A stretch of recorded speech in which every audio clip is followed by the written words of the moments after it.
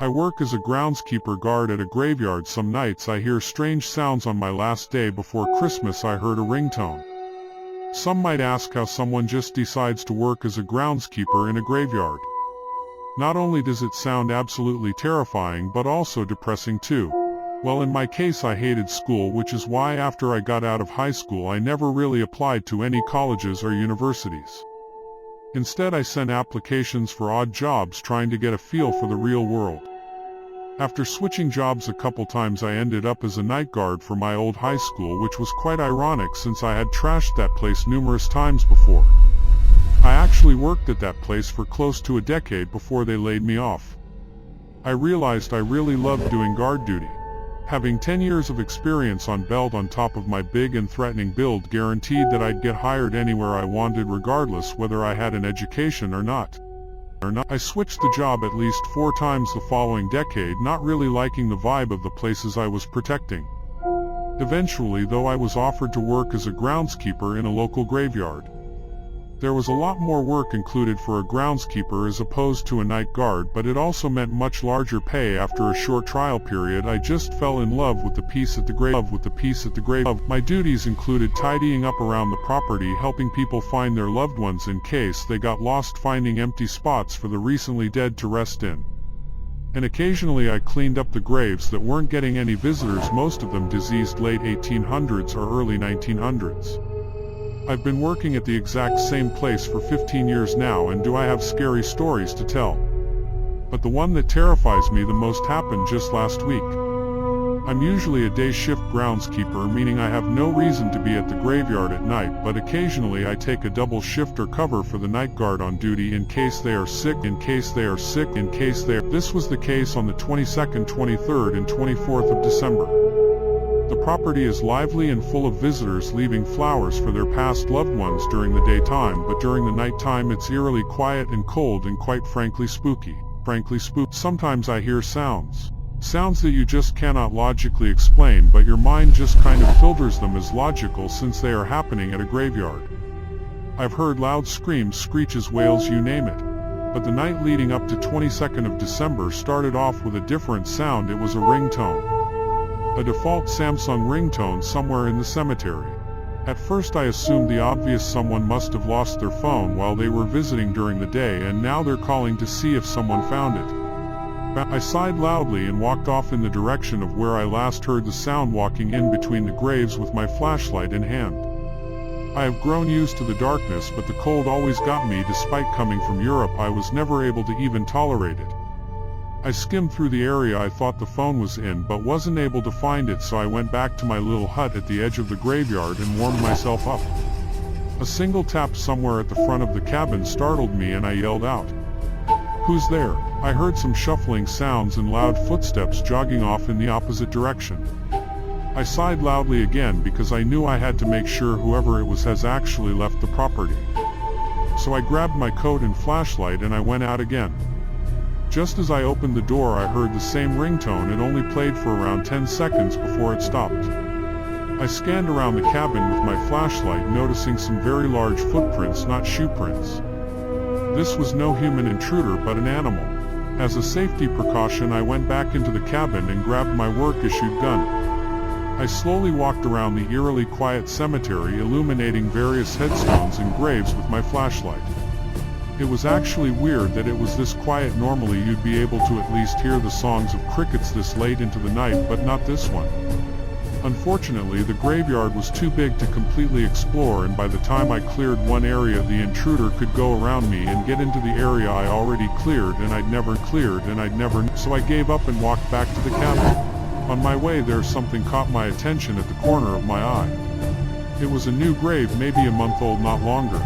It still wasn't tiled or properly cleaned up at these parts. It usually takes them at least 2 to 3 months to do so. So the dirt was still fresh. Some blown out candles and wilted flowers decorated it. However, there was something that shouldn't be there: footprints on the dirt of the grave. They looked like nothing I'd seen before, not animal or human.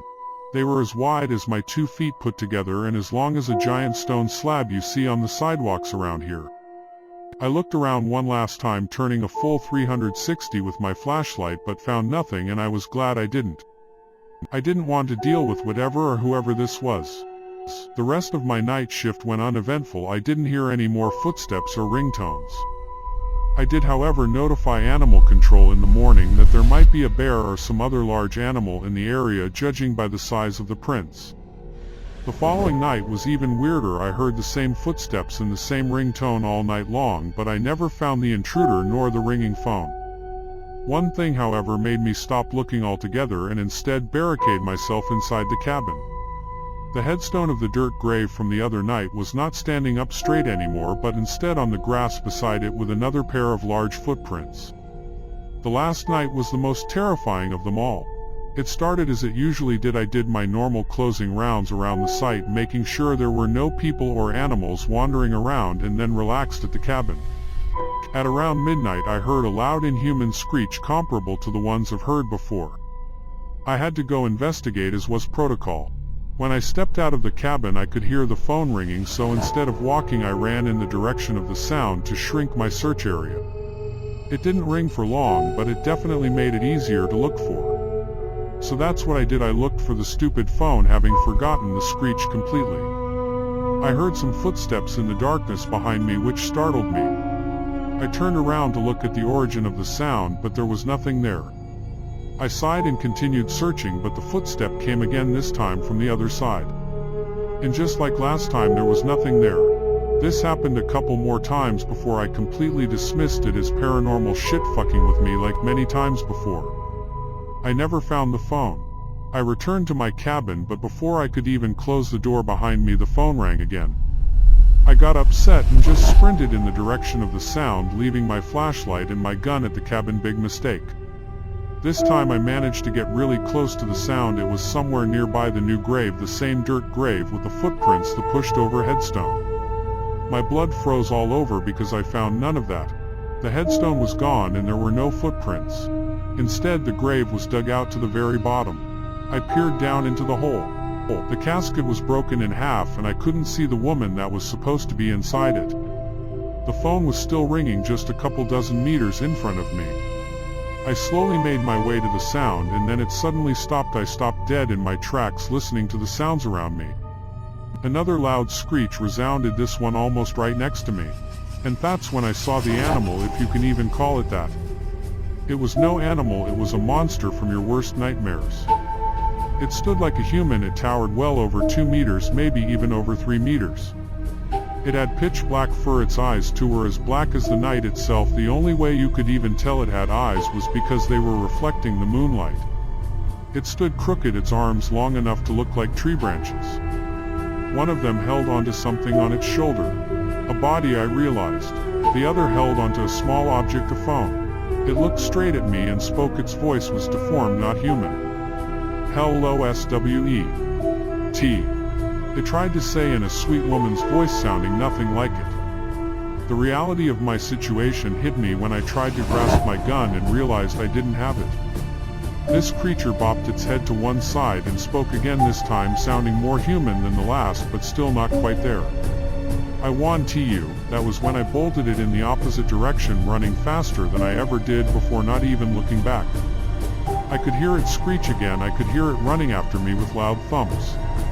I got to the cabin first and slammed the door shut, gunning it for my gun. I pointed it at the door and waited. But nothing ever came. I heard no more sounds. I called the police right away. I informed them of what happened, of the phone of the dugout grave. How could you even hear a phone ring if it was in a casket below the ground? One of the officers on site asked, and I genuinely didn't have an answer for that. How the hell did I hear it ring? The hell did I hear it ring? The hell did I hear it ring? I responded before adding, will you inform the family? No, not yet. I don't want to ruin their Christmas. The officer replied, and I nodded in understanding. We'd station an officer overnight, but it's Christmas, so we're short-staffed, unfortunately. Which is why I recommend you to stay home the next few days as well, for your own safety. We don't know what kind of animal is out here, he said.